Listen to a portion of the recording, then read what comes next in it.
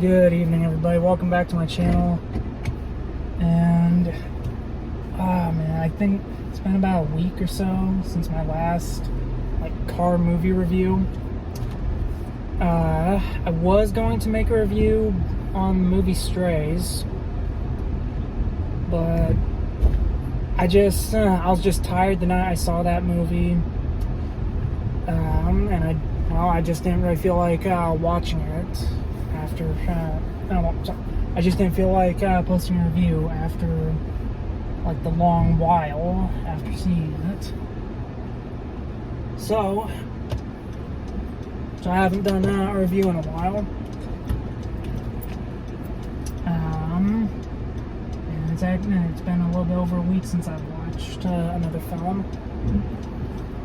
And I wasn't even planning on seeing something today, but it was, it is National Cinema Day, where the tickets are only $4, which the concessions were that too, because the concessions cost me well over double what the tickets cost. But anyway, that's just par for the course. So, yesterday I was scrolling through my theater's website, trying to see what movies there were to watch. And of course, Oppenheimer came up. So did Barbie. I've already seen Oppenheimer twice now. Oh yeah, speaking of, I saw Oppenheimer for the second time the day before I watched Strays, which I might end up doing a review on that. I'm not sure. One day, if I watch it again. That movie was great, by the way. It was way better than I thought it would be. Jamie Foxx and Will Ferrell were great voicing dogs. And actually, in a way, that film was kind of similar to the movie that I saw tonight, American Graffiti, because both of them had a really, I guess you could say, a small scale plot, where Strays is literally about a dog being abandoned, so he learns how to survive with these other dogs, right? And meanwhile, American Graffiti is literally about these four friends who have one final adventure, wild night, before one of them goes off and leaves town. But diving into American Graffiti, that's always been on my bucket list to see, because my favorite franchise, or at the very least the first franchise that I really fell in love with was Star Wars, which might be an easy answer, but it's true. That was the first franchise that I loved. It's the original three movies. My grandfather on a trip to Disney World,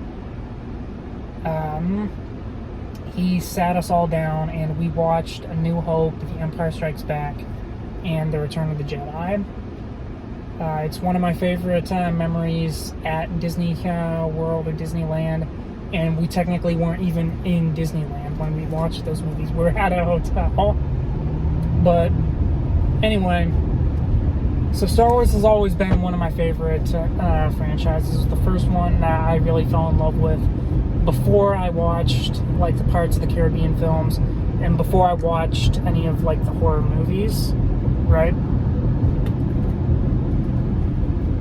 So, and the first time I heard about American Graffiti, it was when I was watching the special edition, the special edition Star Wars movies, and I watched through the entire bonus features disc, and they kept on showing clips from American Graffiti and talking about how George Lucas basically got his start making movies like that and THX 1138.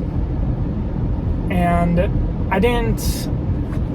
I actually forgot about this until I was recently watching the Godfather films and the other movie Apocalypse Now, that George Lucas and Francis Ford Coppola were, and well, still are, pretty good friends, and that George Lucas wrote and directed American Graffiti while Francis Ford Coppola helped produce it. And I completely forgot about that until I saw that in the credits, and the fact that, well, George Lucas still had George Lucas, I believe he founded Lucasfilm back when he made THX 1138, but I forgot that was around ever since American Graffiti came out. So this movie was always on my list to watch, even if it's not even if it wasn't really high up. I always had plans on seeing this, and the fact that I got to see it in the movie theater tonight and on National Cinema Day, no less, that just made it even better. But delving into the actual story itself, there's really not much for me to say, because the whole film takes place over one night, and one of the characters, Kurt, he's on his way to leaving out of town. He's gonna be kind of going to a different state the next morning. So the story is basically about the antics that he and his friends get up to in that one night. And again, like I said, it's incredibly small scale. It's not like Star Wars or anything where they're saving the world or saving the galaxy. It's just four friends who get into crazy adventures over the course of a single night. And I always thought that was pretty cool. Kurt goes basically from one place to another where he's trying to find this one girl that he saw once but really kind of likes, and unfortunately that leads him into getting into trouble with a local gang. One of his friends, John Milfern, likes to do all these racing and drag racing, which basically puts him in the crosshairs of this one other character named Bob, who wants to race him, who is played by Harrison Ford, by the way. I'll be honest, I forgot that Harrison Ford was in this movie and didn't even recognize him until the lighting just showed his full-on face at one point. And then there's these two other friends, one of which is basically on the verge of breaking up with his girlfriend, so he's trying to figure out a way to get her back, pretty much. And then his last friend, who, crap, I can't remember his actual name, but some of the people refer to him as Toad, because he's basically the nerd of the group. He actually ends up landing a date, and he basically lies through his teeth to stay out with her. And the whole movie was pretty funny. Wikipedia called it a coming-of-age drama. And there were a lot of times where I laughed. There were a few things that I laughed at that I probably shouldn't have, but I laughed at them anyway because I thought they were funny, given the circumstances in the film. One of the really big plot points is that John Milfern, the guy who races his car, gets this one girl in his car with him, which he quickly figures out is underage, and the two of them end up getting into these crazy antics throughout the night. even though, like, while they're having fun, at the back of his mind, Milford keeps thinking, that he's got to get this girl away from him, otherwise people are going to think the wrong thing, and he's going to get in, like, deep trouble for it, right? But the acting was okay. I didn't really think anyone did a particularly bad job with it, but then again, this movie also came out in the early 70s. Like, again, this was before Star Wars came out.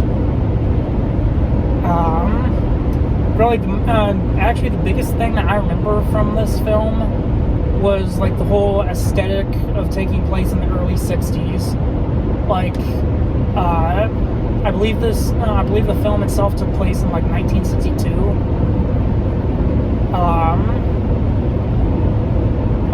I know that President Kennedy was mentioned at least once, and the other really big thing that I remembered from it was, like, the music.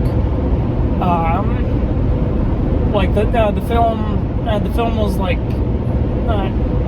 the film is you could basically call it like a period piece, because the music is pretty much purely 60s or 50s. Because I do remember the song "Only You" by the Platters playing, which, again, the music dates the film, but that's what makes it so great. There are a few things that I think also dates the movie, and not particularly in the good way, such as the lighting, where there's some parts where I felt like I couldn't really see what was going on. Like, I could see the outlines of the actors, but not all of them, really. And there are a few camera shots, at least in my opinion, that look a little bit off. But in a way, that also kind of goes with the charm of the film.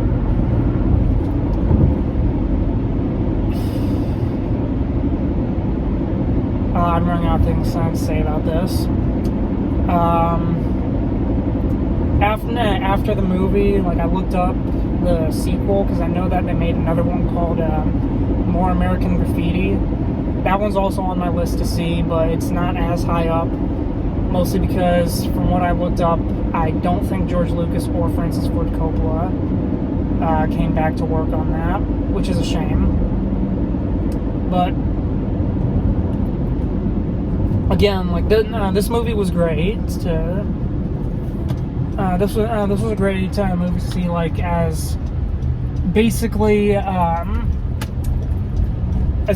one of George Lucas's first movies, like, before he made Star Wars, before he and Steven Spielberg, like, worked on Indiana Jones. Like, it's always good to see where directors, like, really got their start, right? Like, before, like, seeing movies that Christopher Nolan made before the Dark Knight films and Oppenheimer, or, like, the movie that Quentin Tarantino made before he was well known for, like, Pulp Fiction and Kill Bill, right? And, well, this is George Lucas's version of that. Like, before Star Wars, he got his start with American Graffiti and THX 1138, which, speaking of, I'm glad that I noticed this first, where Milfern's car, the license plate is THX 1138. I'm glad I noticed that at first glance. And in addition to that, it's great to see like, some actors before they were known for, like, really big things. Like, I don't know if Richard Dreyfuss did, like, a bunch of projects before American Graffiti, but it was still cool to see him, like, in his younger days in this film. And, like, it was cool to see Harrison Ford like, in this film as basically, like, the closest thing to an antagonist, as the guy who races John Milford, right? Like, I haven't seen Harrison Ford in a lot of, like, villain roles, especially in recent movies. I mean, heck, the most recent one that's coming up for me is where he's eventually going to be playing Thunderbolt Ross in the MCU. If there's any more movies where like Harrison Ford is basically the villain, like I'd love to know which ones. But here, like, he's not exactly a villain. He's just like an antagonist from Milford specifically, and like to sum up his character, he's a bit of a dick, and that's really as far as they go on the whole conflict angle of this film. And even Ron Howard, back when he was known as Ronnie Howard, he was also in this movie as Steve, the guy who was trying to win his girlfriend back. He was in this movie like long before he helped out Lucas or Spielberg on other projects, and definitely long before he directed Solo. But anyway, to summarize, like, this was a great classic film, and especially to see like where George Lucas got his start, or at least like close to his start, since THX 1138 was his first film. Like, it was great to see. It was great to see one of his earlier projects, and it was great to see all of these like well-known actors like before they got their really famous roles. So if you're a fan of Star Wars and like a fan of George Lucas, like definitely watch the film. Like it's a fun piece of like history of Lucasfilm in general. And I've run out of things to say, so just to cap it all off, definitely see the film, and I'll see you guys in the next one.